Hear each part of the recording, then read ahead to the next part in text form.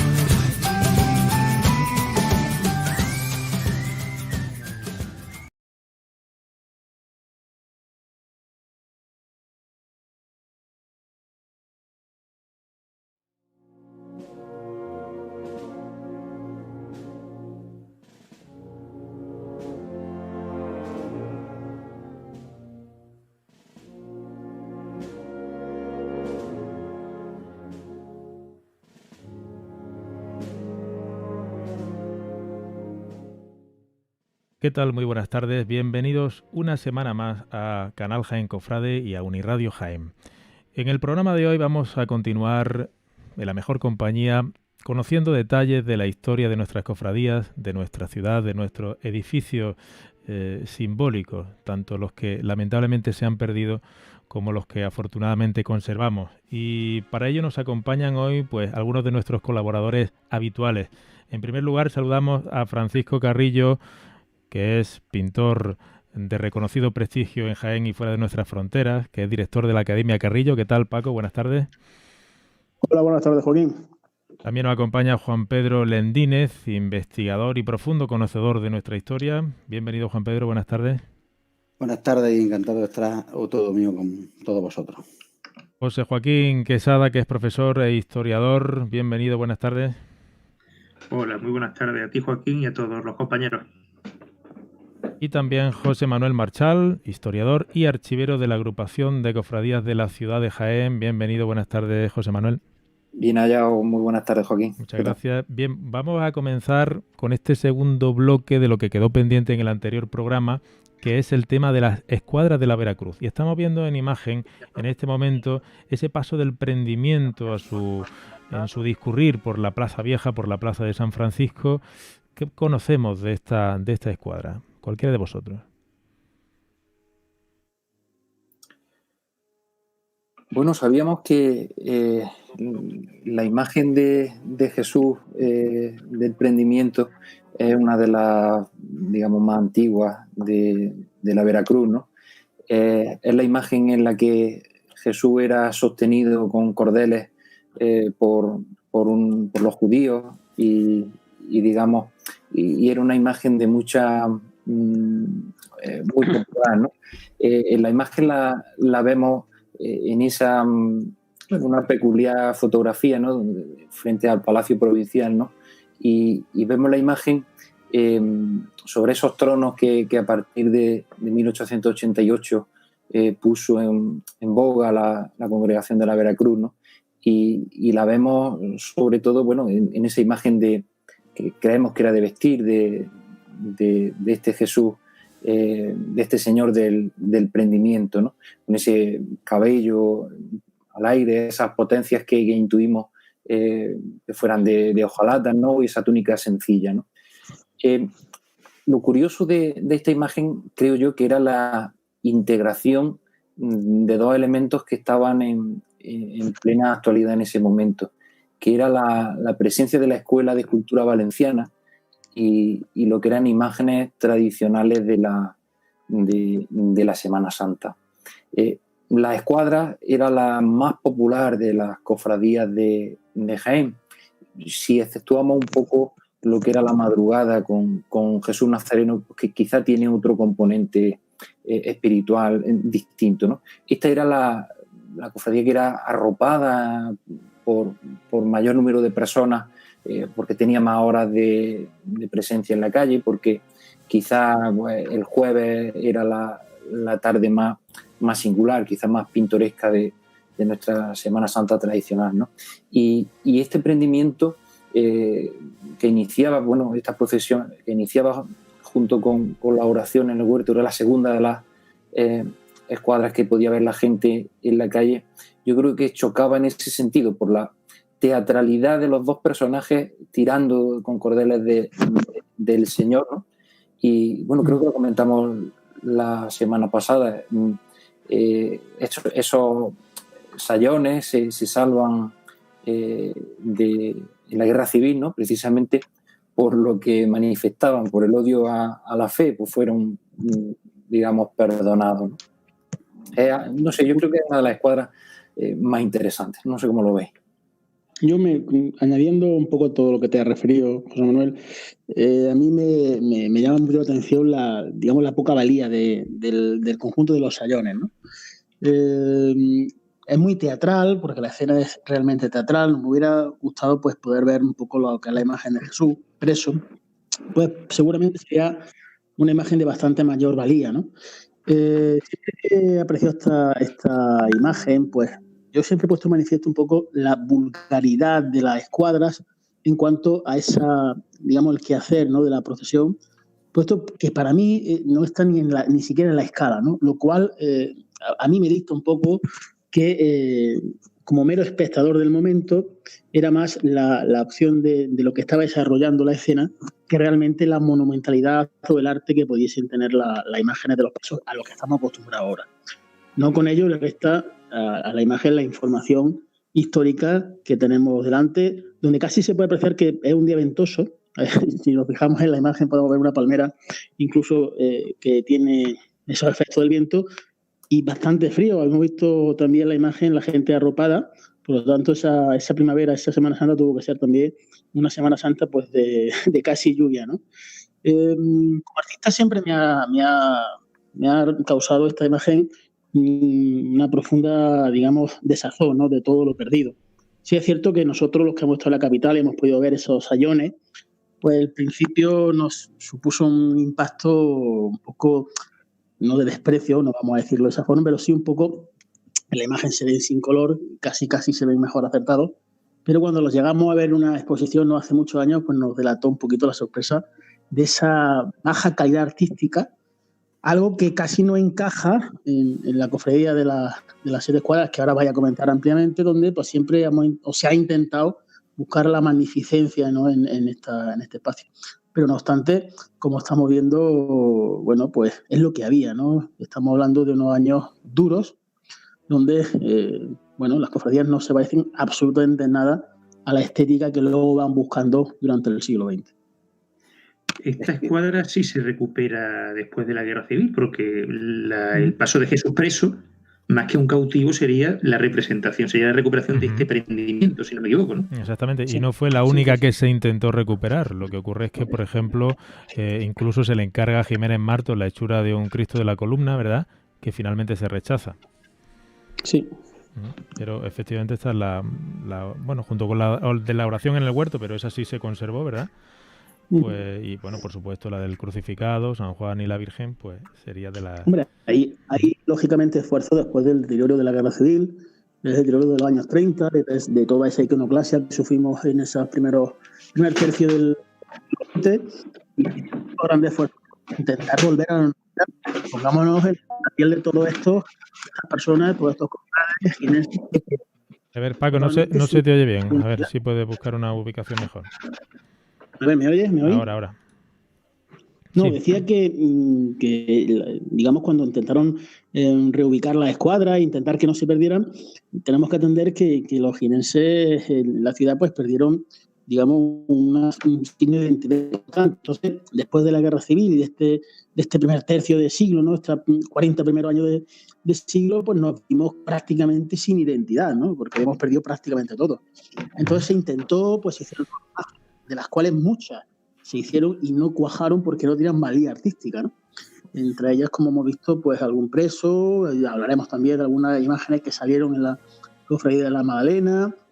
Vamos a ver pues ahora unas imágenes también donde se ejercían también con crucificados que no eran suyos en ese momento, como el Cristo de la Misericordia actualmente. Lo veremos en un momentito. Si os parece, pasamos ya a la siguiente escuadra, porque si no es que no nos va a dar tiempo. Vemos esa primitiva, bueno, la imagen del Señor de la Sentencia, de la Veracruz, insistimos, bueno, luego incorporó, no sé si exactamente en qué año, la imagen de Pilatos, pero aquí se ve con un soldado romano, ¿verdad?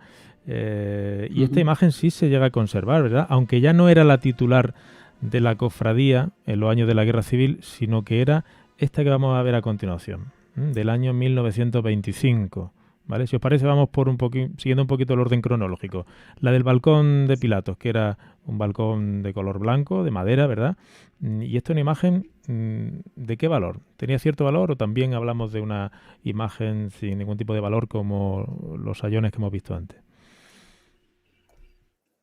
Bueno, yo creo que este paso pues corresponde a las modas que inundaron la provincia de Jaén en aquellos momentos, ¿no? Que son los tallares valencianos, ¿eh? Aunque yo creo que, aunque no estoy yo muy seguro si este paso llegaba a estar documentado, pero sí he leído que pudo ser que lo hiciera Pío Mollar. Yo creo que la imagen que es, por cierto, el autor, perdona, por ejemplo, del San Juan de la Cofradía de la Clemencia, ¿verdad? Efectivamente.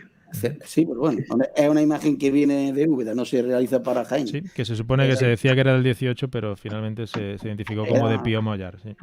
Era un ángel del resucitado de Úbeda que se... No, hay alguna...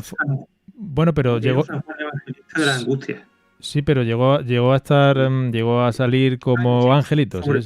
Ah, vale, hay alguna foto por ahí, sí. Pero originalmente se hizo para la angustia. Sí, era un San Juan en su origen, sí.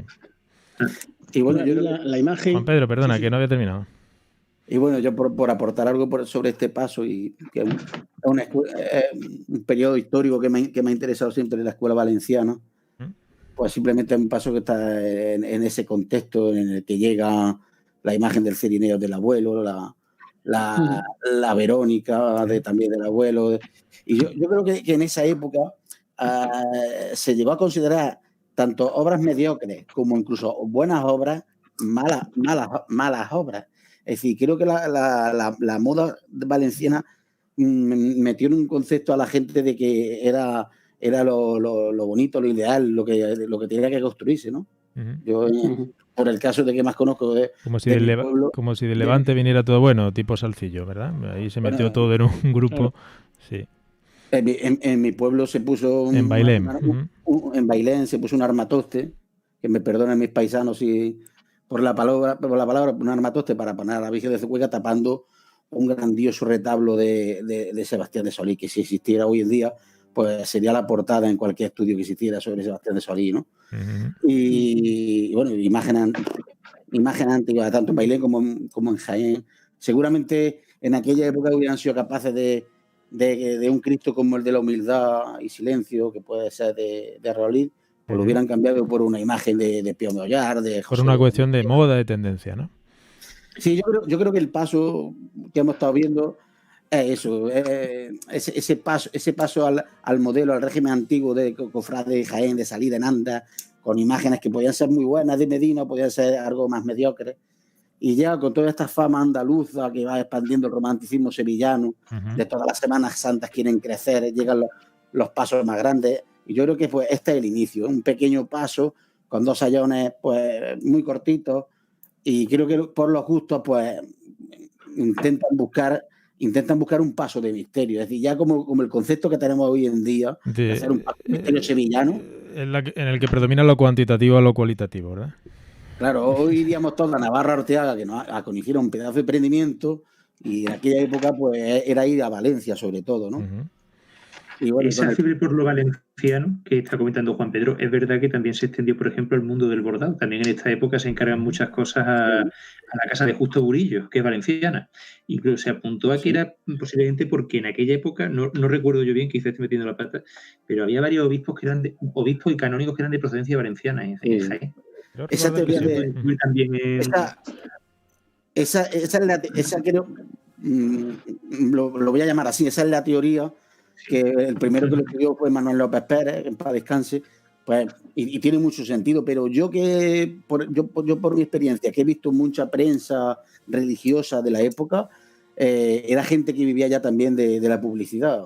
En el pueblo católico, muchos talleres valencianos se publicitaban. Nada más Parejo, que aunque sea granadino, también estuvo en esos talleres barceloneses y también por eso tiene esa impronta también como valenciana, Navas Parejo.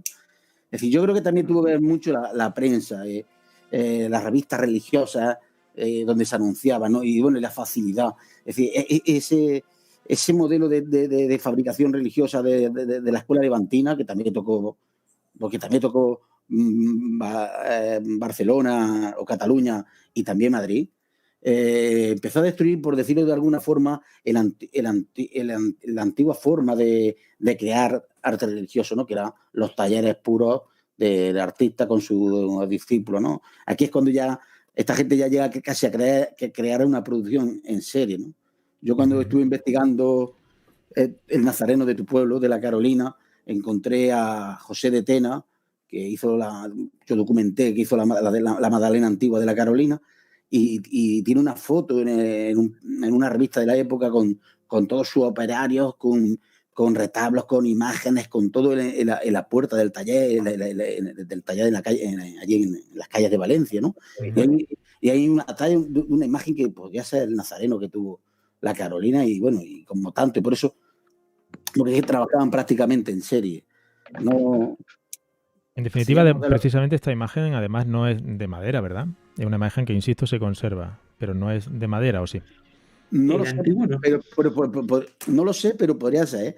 Porque como los modelos de escayola de Olot tomaron prácticamente como modelos a todos estos artistas, pues a veces confundimos estas imágenes con imágenes de Olot y son de madera, ¿eh?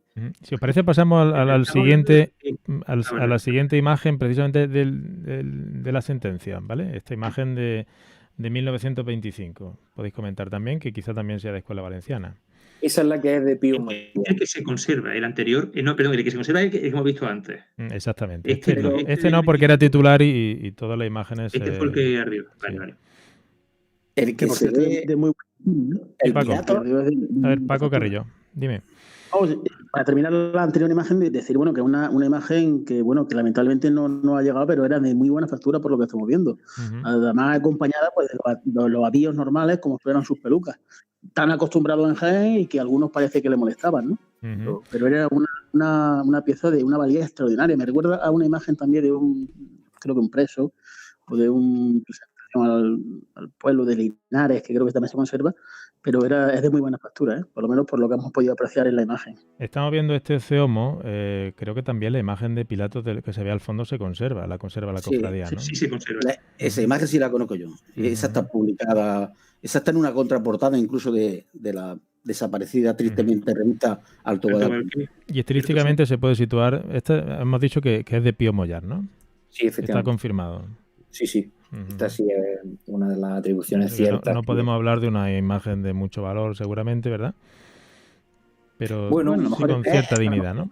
Es el valor que le daban. Claro. Hay especialistas que defienden que son verdaderas, que muchas de esas obras eran buenas, ¿no? Que eran un arte de su tiempo, ¿no? Y hay otros que las consideran pues como un parche en la historia del arte universal, ¿no? Bueno, yo si tengo que apuntar algo técnicamente artístico, yo no lo considero como un parche, ¿no? Yo lo considero lo que ha dicho antes Juan Pedro, ya es que es un arte ya más seriado. Entonces ya empiezan a trabajar de moldes, empiezan a trabajar de pasta de madera. A mí no me parecen un parche, tampoco me parecen una magnánime, ¿no? Me parecen que cumplían el objetivo de ir, digamos, devolviendo a toda España, porque los talleres valencianos eran enormes, pues todas esas imágenes que habría que o restituir o cambiar por moda, o bueno, pues digamos, pues remozar, ¿no? Por aquello decirlo, porque antiguamente si tenían una imagen buena o mala, lamentablemente eran pocos los que podían saber si esa imagen eran de valía o no. Entonces muchas, pues al estar sucias, rotas, pues eran cambiadas, en algunos casos, por figuras de Valencia, ¿no? De imaginarios valencianos. que para mí hicieron su trabajo y ahí están, ¿no? No es que sean despreciables, pero tampoco son motivo de mofa, ¿no? Como para algunos así ha sido, ¿no? Bueno, son dentro de nuestra historia y tenemos que asumirlo, ¿no? Ahí está, se ha conservado. Y bueno, es lo que hemos hablado antes. Estaban dentro del contexto de esa teatralidad que tenían los pasos de Semana Santa, la imagen importante de Jesús, y el resto pues podía ser más o menos mejor, con ciertos anacronismos que casi se pueden ver, se pueden apreciar, pero bueno, ya es que nosotros estamos hablando a un nivel ya técnico muy grande. Si os parece, vamos avanzando en las escuadras porque, insisto que son muchas. Estamos viendo el Señor del Trueno imagen, pero de él ya hablamos en el primer programa, que sí era una imagen portentosa de Salvador de Cuéllar, ¿verdad? Estamos viendo ese paso con esa vela o ese dosel, ¿verdad? Tan característico. Lo vemos también ahora a su paso por el antiguo convento de la Concepción de la Dominica de la calle Ancha, y era una imagen realmente pues muy valiosa, como vemos, y que en el año, recordadme, 40-41, la Cofradía de la Veracruz, al perder al Señor del Trueno en la contienda civil, opta por el actual Cristo de la Misericordia de los Estudiantes, la Dolorosa de Ortega, que luego fue de Ortega y Sagrista, que estaba en San Clemente y que fue titular de la Cofradía de la Expiración, de las 7 Palabras, desde el año 82, y ese San Juan de Pío Mollar, que ahora pertenece, que estaba en Úbeda en ese momento y que posteriormente perteneció a la Cofradía y pertenece a la Cofradía de la Clemencia. ¿Qué podemos comentar un poco así de este calvario, ¿no? Es decir, las soluciones ad hoc después de la Guerra Civil. Hombre, yo simplemente y rápidamente, porque son muchas escuadras, me parece una solución exquisita. Por el crucificado, por la Dolorosa, no tanto por el San Juan, que tampoco tiene una valía extraordinaria, pero sí por el digamos, la teatralidad que ha causado ese triángulo casi equilátero que le sale con el crucificado, la imagen es baja. A mí me parece una solución del momento pues maravillosa. Sobre todo la estética. Yo me he enamorado de esa estética casi sin pensar, porque bueno, había que preparar la procesión. Esta imagen creo que es del 41, si no me equivoco. Creo que es del 41. Y bueno, pues sí. Eso es, creo que es del 41. Me parecen estampas memorables de nuestra Semana Santa, memorables. Por cierto, que no solamente el Cristo de los Estudiantes salió como Cristo de la Veracruz, sino también el Cristo de la Clemencia, antes de serlo, porque la Cofradía Magdalenera se funda en el 45, también formó un calvario. Con la Veracruz. Claro, tenía que hacer uso. Además, recuerdo este crucificado, pues lo descubre Alfredo Cazabán, creo que en el año 13, es decir, era bastante oculto para la ciudad, ¿no? Estaba en Santa Clara, siempre ha estado en Santa Clara desde que tenemos referencia. Y bueno, pues tuvo que ser también un impacto. En aquel momento, pues es de esperar que la conservación no fuese la óptima y quizás optaron por probar con el crucificado de la Clemencia, hasta que finalmente pues empezaron a trabajar el tema de hacer un crucificado como se hicieron, hasta que finalmente pues tienen lo que tienen, ¿no? Pero a mí me parece una estampa bellísima para el recuerdo. Estamos viendo ahora la pintura que aparecía en el estandarte de la escuadra de la Veracruz. También interesante, ¿verdad? Como documento histórico. Sobre un fondo pues que se supone que es Jerusalén, ¿verdad? Con ese conjunto de edificios. Yo creo que es una seña de identidad de nuestra Semana Santa el tema de las pinturas de los estandartes. Efectivamente. Es una colección muy interesante de pinturas de estandartes, también antiguos, del siglo XX y del siglo XIX. Y bueno, la Veracruz, como nos reprodujo Rafael Ortega Sagrista en su trabajo sobre ella, pues, conservaba una serie de... Bueno, de esto nos podría hablar mejor Paco, ¿no? Pero quizá de una calidad no magistral, pero sí de gran importancia histórica y visual, ¿no? Estamos viendo también, perdonad, el de San Juan, ¿verdad? Que lo único que, digamos, conservamos de la antigua escuadra, porque no hay, que yo sepa, ninguna fotografía. Sí, otro elemento sí, pero digo visualmente una imagen de una representación iconográfica, ¿verdad? Del San Juan. No sé si hay algo más, José. Bueno, de fotografía no me suena de haber visto ninguna del San Juan. Digamos que, bueno, quizás no sé si seguía más o menos esta disposición corporal, etcétera, la imagen como tal, pero bueno, era la pintura del estandarte, si no me equivoco, ¿verdad? Es curioso que en Bailén, en mi pueblo, nos pasa lo mismo para identificar algunas imágenes que desaparecieron con las pinturas que sí se conservaron, porque es importante para la historia de la Semana Santa de Jaén, de la provincia de Jaén. Yo que soy un poco, como todo el que me conoce, muy sevillano, que me gusta el tema de la bacalao y todas estas cosas, pero el estandarte con con el lienzo, anunciando la cofradía y sobre todo la imagen que viene. Eso es uno de los estudios que queda de la Semana Santa todavía en Jaén y en la provincia de Jaén. Y algunos otros que se han perdido, como esto que estamos viendo ahora mismo en imagen, el palio de respeto detrás de los pasos. Y lo estamos viendo con la Dolorosa de esta cofradía, de la Vera Cruz, de esta congregación. Esto es algo que se podría recuperar, que por ejemplo se ha hecho en Baeza con la cofradía de las escuelas, que es una cofradía moderna, pero muy inspirada en la tradición, ¿verdad? ¿Por qué no se recupera esto? No digo quizás la Virgen, esto ya, hombre, evidentemente va a ser muy complicado, pero un paso de Cristo con su palio de respeto detrás, ¿verdad? Como sin identidad, pues nuestra, muy nuestra, yo lo recuperaría, ¿eh? Más que nada porque estamos un poco faltos de identidades, digamos, jaeneras, ¿no? Es verdad que hemos copiado demasiado los últimos años y si no ha pasado por alto, mirar hacia la historia. Y eso es así. Y claro, yo estoy viendo esta imagen y los que me conocéis sabéis que a mí esta imagen es decimonónica de primera del siglo XX, finales del XIX, con esa estética, digamos, tan pobre en sí, pero tan rica en espíritu y iconográficamente son bombas. Es que fijaros qué imagen tenemos delante. O sea, tenemos, pues, digamos, la sinceridad de un manto, digamos, pequeñito, quizás de camarín, con un palio de respeto, el respeto hacia la imagen, hacia lo sacro. Ya podemos meterle... pues es un símbolo de divinidad, claro. Claro. Entonces, para mí es mi Semana Santa, es lo que seguramente mis abuelos estuvieron viendo en esa misma Semana Santa, ¿no? Entonces, a mí, como me corre por las venas, pues lo tengo que defender, ¿no? Pues se fue perdiendo, posiblemente porque los palios se incorporaron a las imágenes marianas. Pues, al incorporarlos, por ejemplo, no sé si conocéis el Nazareno de la Rambla, en Córdoba. Sí, lo conozco. Es una imagen de Juan de Mesa, bastante célebre lo que es la historia del arte. También conserva ese palio de respeto. Se ve que es una costumbre que se popularizó en bastante, se perdería, como bien está diciendo Francisco Carrillo, por el tema de la homogenización al modo sevillano, la incorporación al paso de la Virgen, pero que se ve que está bastante extendido por ese significado litúrgico que tiene, el respeto hacia la imagen de Cristo.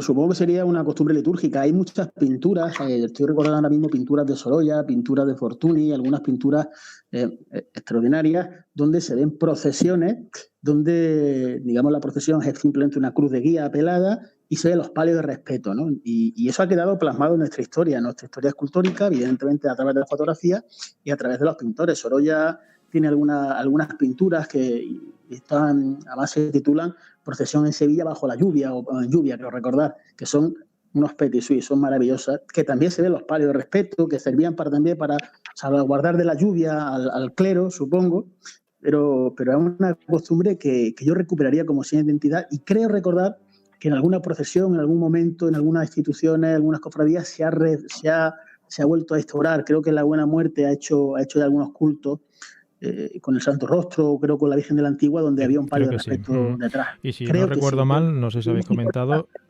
la patrona, de Granada, la Virgen de las Angustias, también sale con un palio de respeto. Bueno, si os parece, cambiamos de bloque, porque el tiempo pasa y tenemos muchas cosas de las que hablar. En el segundo bloque de nuestro programa vamos a hablar de una pérdida muy triste para la ciudad de Jaén, que tuvo lugar en los años 60 del pasado siglo, y es el convento de Nuestra Señora de los Ángeles, un convento que en su origen pues se funda en extramuros de la ciudad, a las afueras de la Puerta de Baeza. La Puerta de Baeza, para quien no lo sepa, estaba situada y se pueden observar, se pueden contemplar algunos restos de sus cimientos en la plazoleta de los Huérfanos o de Blanco Nájera, ¿no? Incluso se conocía como la de Vallehermoso, y si se dan cuenta, una de las pocas calles de la calle Rey a la Mar se llama calle Vallehermoso precisamente.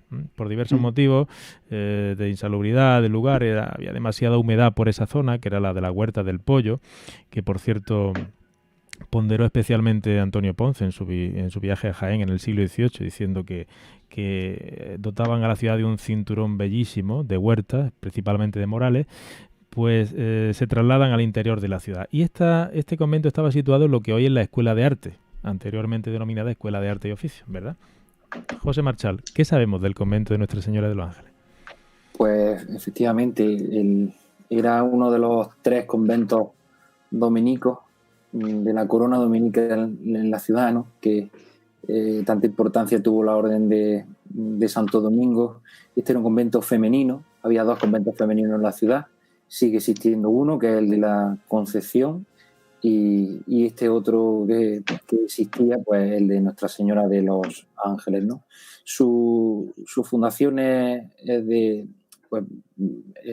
muy antigua, creemos que medieval, y reunía un aspecto interesante, y era que las monjas que en él residían, se decía de damas ricas, ¿no? Es decir, que tenían que presentar una dote, una determinada fortuna para acceder, ¿no? Es muy interesante la ubicación que tiene en la manzana, digamos, histórica, en la zona más céntrica del casco urbano, precisamente en esa relación también con la nobleza.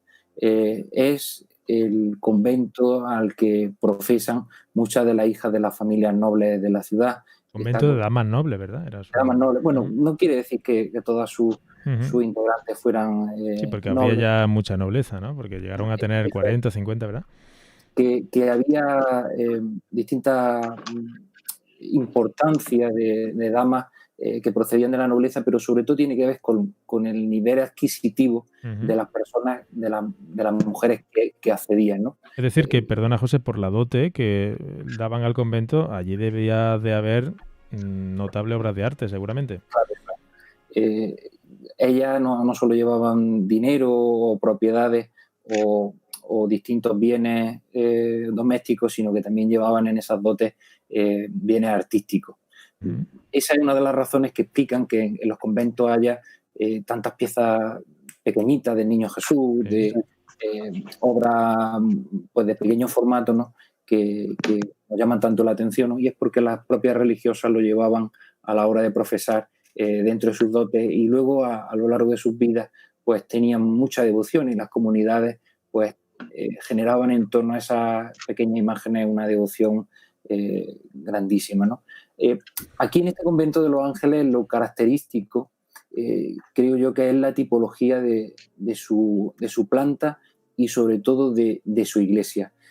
Para imaginarla tenemos que pensar en lo que es la iglesia, por ejemplo, de Santa Clara, de las Clarisas, la ya exclaustrada de Santa Úrsula, ¿no?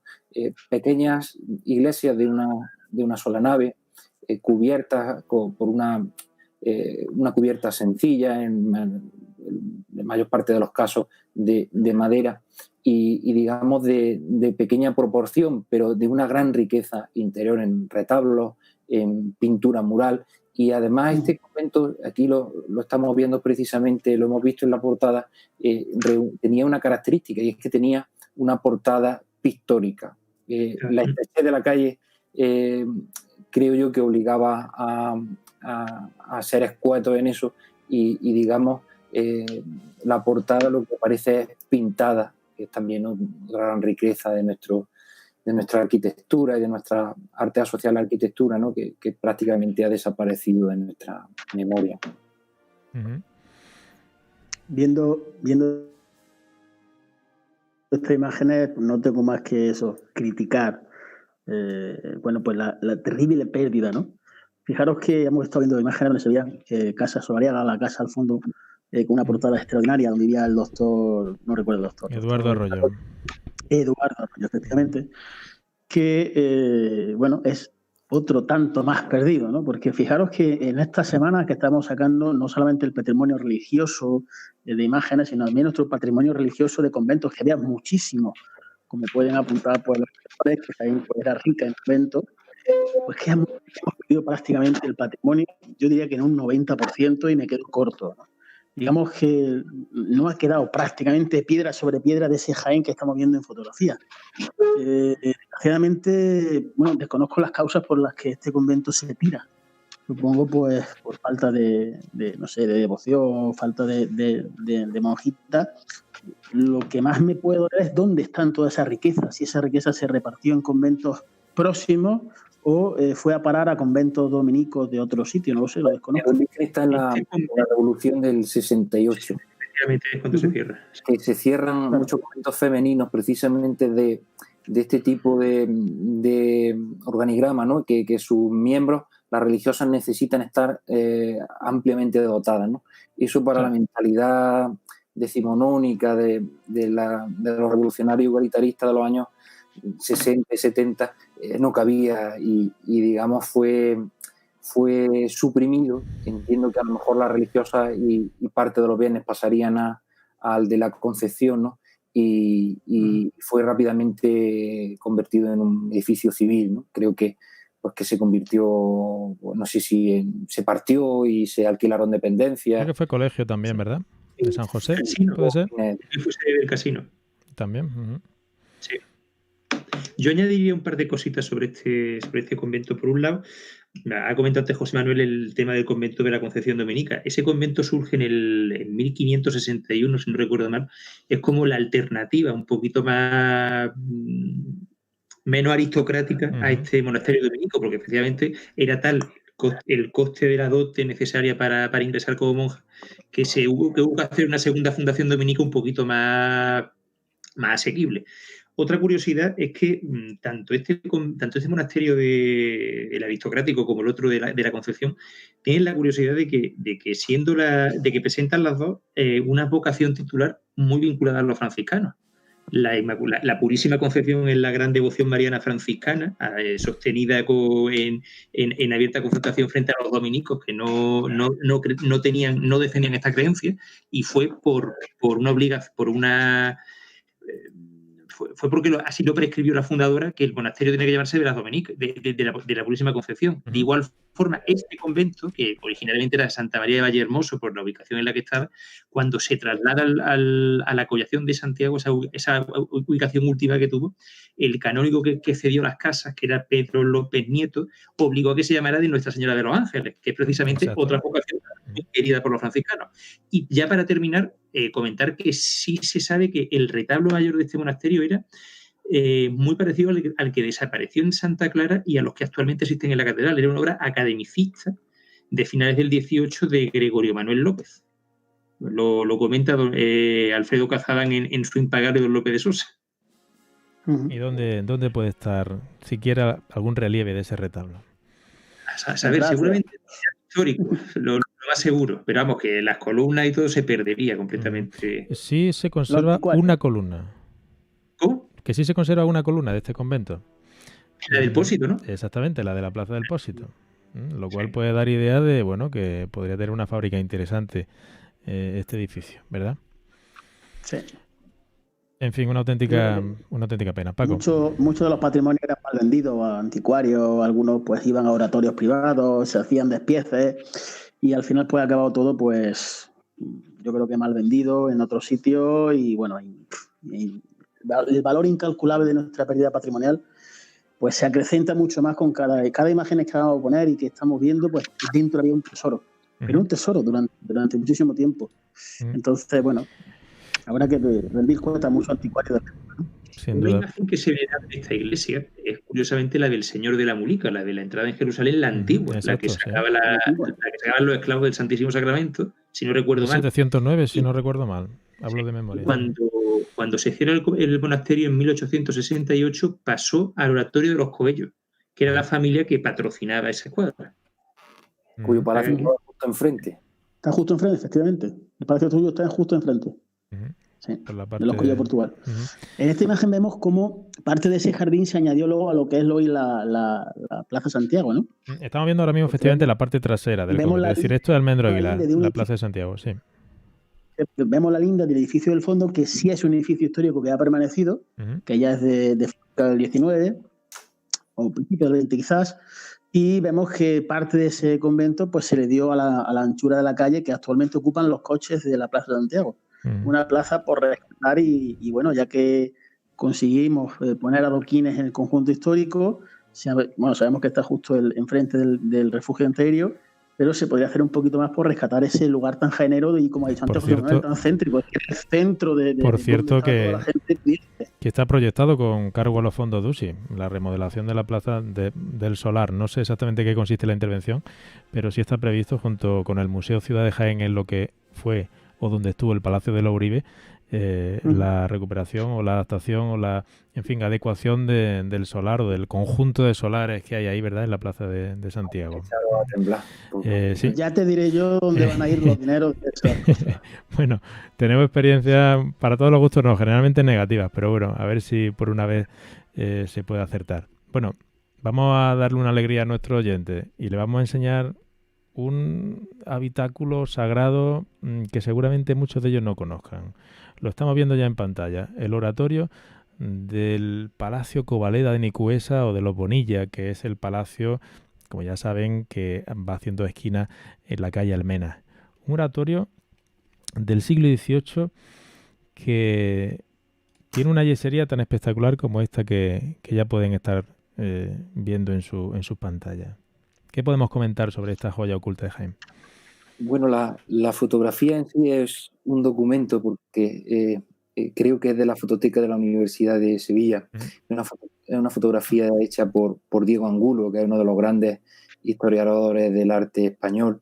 Y es una fotografía de antes de la Guerra Civil, antes de que el palacio fuera ocupado y también un poquito dañado por los efectos de la Guerra Civil. Sabemos que muchos de los elementos que en él había, posiblemente esas pinturas que estamos viendo al frente, desaparecen a raíz de la Guerra Civil y digamos, son expoliadas de ese lugar. Pero sí podemos confirmar, José, lo digo por testigos oculares recientes, que existir existe, al margen de las pinturas, ¿no? Es decir, el oratorio como tal y la bóveda existe. Efectivamente. Y aquí lo que tenemos es una tipología muy especial de arquitectura, que son los oratorios de casa, digamos, palaciegas, que es una de las también constantes de los grandes palacios de Jaén. Antes hablábamos de los Coellos, yo recordaría el de los Uribe, que prácticamente tenían una tribuna completa con un altar mirando al interior de Santo Domingo, el de los distintos García de Quesada, el del Marqués de Navasequilla, el del propio conde de Villardón Pardo, que también tenía un oratorio. ¿Podríamos reconstruir esa arquitectura doméstica, religiosa, pensando un poco en que para tener un oratorio privado hacía falta tener un privilegio concreto, una licencia que concedía la Iglesia para que en la casa pudiera existir un oratorio? Era una concesión del papado y se tenía que firmar un pequeño billete, una pequeña bula en la que se consignaba ese permiso. Yo creo que del Palacio de los Covaleda, Nicuesa y Bonilla, pues es el último vestigio de esa inmensa cantidad de oratorios que tuvieron de existir y que están relacionados directamente con la arquitectura nobiliaria, con la arquitectura palaciega, ¿no? No es tanto una arquitectura ligada a lo religioso, sino que es un espacio privado, seguramente contiguo a alguna sala, a algún dormitorio, en el que se reproduce, pues, digamos, una pequeña arquitectura religiosa. Yo creo que además tiene una razón de haberse conservado y de haberse conocido y fotografiado, y es que esta casa perteneció a uno de los más ilustres jiennenses, que fue don José Antonio de Bonilla y Mir, ni más ni menos el fundador del Instituto de Estudios Jiennenses, uno de los fundadores, y una de las personas que acordó y que más impulsó la fundación del Archivo Histórico Diocesano de Jaén. Es decir, una de las grandes figuras culturales de la edad contemporánea en Jaén. Quizá por su sensibilidad esto fue fotografiado, fue visitado por personas entendidas y quizá pues se preservó de intervenciones más dolorosas, ¿no? o de repintes o de actuaciones pues violentas al gusto de la época, ¿no? si nos fijamos, pues tiene, pues parece prácticamente terminado de esculpir y de dorar, y la verdad es que es una joya de nuestro pasado. Es de una factura magnífica, ¿no? De un abigarramiento extraordinario y de una pureza, pues yo creo que tuvo que ser quizá porque, bueno, podemos calificarlo casi churrigueresco, ¿no? Por si nos ponemos a poner, pero un rococó muy incipiente, ¿no? Porque es muy limpio, no es un rococó más contaminado, ¿no? Y es verdad que casi se aprecia el brillo. Bueno, la pega de todo esto es que, siendo actualmente un monumento BIC, pues no se nos permite verlo. Entonces, no sabemos en qué estado se encuentra, si se encuentra en ese mismo estado, porque yo, viendo un poco la imagen, no sé si ese cuadro de esa Piedad sigue existiendo en el sitio, pero si no, corregidme, seguramente los historiadores vayan a saber más de eso. Yo recuerdo hace muy poco estar en la Santa Capilla de San Andrés, visitarla y ver un cuadro, si no es similar a ese. Me pareció, sí. Me parece muchísimo, creo que es una copia, pero vamos, es que al verlo me ha recordado esa imagen, ¿no? Entonces, claro, al no poder ver actualmente esa capilla, incluso no sabe, hoy en día podemos ver el interior del remozado palacio, ya pues muy, muy al estilo del 19, y podemos ver muchas, digamos, estancias de lo que es el palacio. Pero no podemos ver esta joya perdida, porque muchos de los jienenses lo conocíamos, lo habíamos visto en algún momento, pero no nos habíamos parado a esa delicadeza de observar esa talla y esa, digamos, tecnicismos tan bonitos que hay ahí, tan, digamos, bien ejecutados, ¿no? Entonces, como no sabemos nada de eso, pues hay que denunciarlo, y para eso estoy aquí, ¿no? Para denunciar un poquito. Vosotros sabéis tanto que yo, como sé menos, pues los denuncio. Y digo a todos los que nos escuchen que sé que hay muchas asociaciones en Jaén que lo han denunciado, como Monumento BIC, que tienen que abrir 4 días al mes. Y tenemos que denunciarlo porque esto es nuestro patrimonio y por ahí ha pasado muchísima historia y tenemos que hacer uso de ella.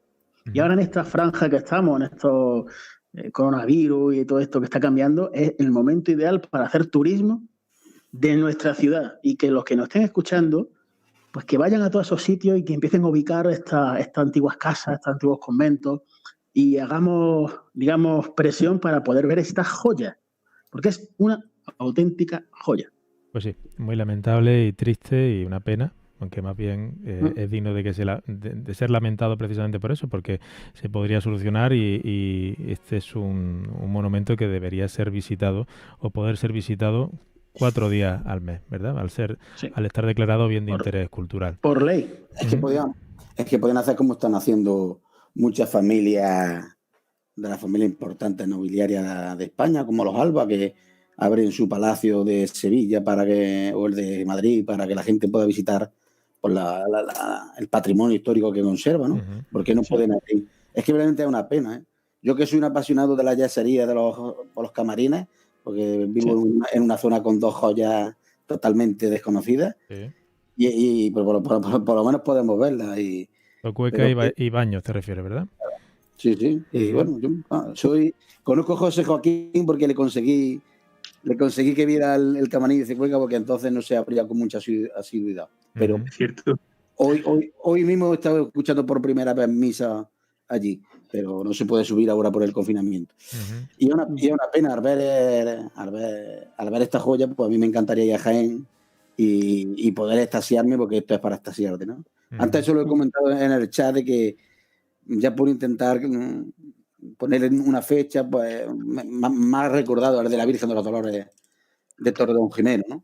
Podría ser de eso, finales del 17, primero del 18, ¿no?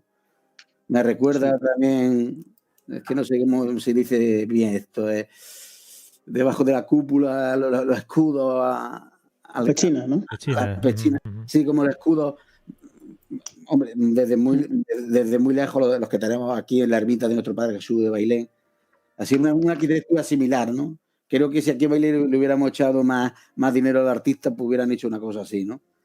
Y es una pena que eso sea de propiedad particular, ¿no? Como otras tantas cosas que hay, que son joyas en todos los estilos, y que los amantes de arte que existen hoy en el siglo XXI, pues no. Bueno, yo os diría una cosa. que seguramente al ser propiedad particular es lo que ha permitido que se salve. Y, sí, claro. El desconocimiento del mismo, eso ya sabemos que lo que está oculto es lo que al menos en Jaén se conserva, ¿verdad? Todos los palacios que han pasado de titularidad privada o pública o que se han hecho, no sé, para hacer viviendas comunitarias, no queda ninguno solo en toda la ciudad. Sí. Y a lo mejor la iniciativa privada en este caso es el que nos ha permitido salvarlo. Yo entiendo que lo deseable sería poder visitarlo. Que podamos ver una fotografía o incluso saber que existe, yo creo que no. O que sigue existiendo, porque no sabemos. Debería de tenernos muy contentos. Sí, yo iba a hacer una pregunta. No sé si procede de este palacio, porque hasta donde yo llego, yo no lo he visitado por dentro, pero tengo entendido que tienen una colección de pinturas medianamente... Sí. Que creo que hay incluso un canaleto. ¿Habéis oído hablar de ese tema vosotros alguna vez? Ni idea. Yo he oído, no el canaleto, sino la colección de pinturas, e incluso tienen también algo de Rubens, algunos cobres de Rubens. Pero ya no sé yo si es esa leyenda urbana, ¿no? Pero viendo el camarín, o sea, viendo el oratorio, podemos hacer una idea con las dos pinturas que hay abajo, que parecen de muy buena factura, que posiblemente tengan o hayan tenido una colección de pintura importantísima. Es que viendo esas dos piezas y viendo la manufactura... Esa piedra que te ha llamado la atención es un modelo, que has dicho que en San Andrés hay otra parecida, es que es un modelo de Van Dyck. Van Dyck hace una piedra y se repite mucho. De hecho, en Úbeda también hay alguna que otra.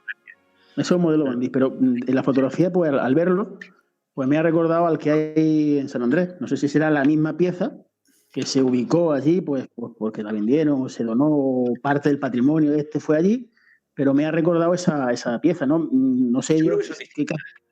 Sí, puede ser distinta. Pero, oye, qué casualidad que en Jaén tengamos dos copias, ¿no? Es curioso. En este caso, lo vuelvo a recordar, fue la casa hasta 1989 de uno de los grandes humanistas de nuestra historia, un personaje que tenía un gusto y que puso en marcha toda una política cultural en nuestra provincia que fue Bonilla y Mir, ¿no? Es decir, que no es casualidad que el palacio pues se haya conservado tan bien y reúna, bueno, esa colección que pensamos, ¿no? Sí. Además José Joaquín, que como historiadores, que me corrijan si me equivoco, en ese lugar tuvo también que desarrollarse a lo mejor hechos importantes, ¿no? Porque yo creo que en esas capillas privadas de las casas, que era eso, la capilla del palacio, de la casa, ahí ellos mismos se casaban, hacían la primera comunión. Entonces, ahí se ha podido casar gente importante, ¿no? Sí, claro. Yo creo que ha sido testigo de visitas reales. El rey emérito, Juan Carlos, una de las visitas que tuvo a Jaén, se alojó en este palacio, precisamente. Incluso a la boda de uno de los Bonilla, sé yo que siendo príncipe acudió. Exacto, porque don José Antonio era uno de los... en el franquismo era un monárquico muy, muy reconocido y yo creo que bueno, se debía a esa relación de él con la monarquía, ¿no? Muy bien, pues no sé si tenéis algo más que aportar sobre esta joya que yo estoy seguro de que hemos descubierto en muchos jienenses en el día de hoy, el oratorio del Palacio Covaleda Nicuesa o de los Bonilla. Bueno, no nos queda tiempo para más, hemos disfrutado muchísimo de nuevo con vuestra sabiduría, con vuestros comentarios. Muchísimas gracias, Paco, José Manuel, José Joaquín y Juan Pedro. Un placer, siempre. Ha sido un honor. Ha sido un honor también.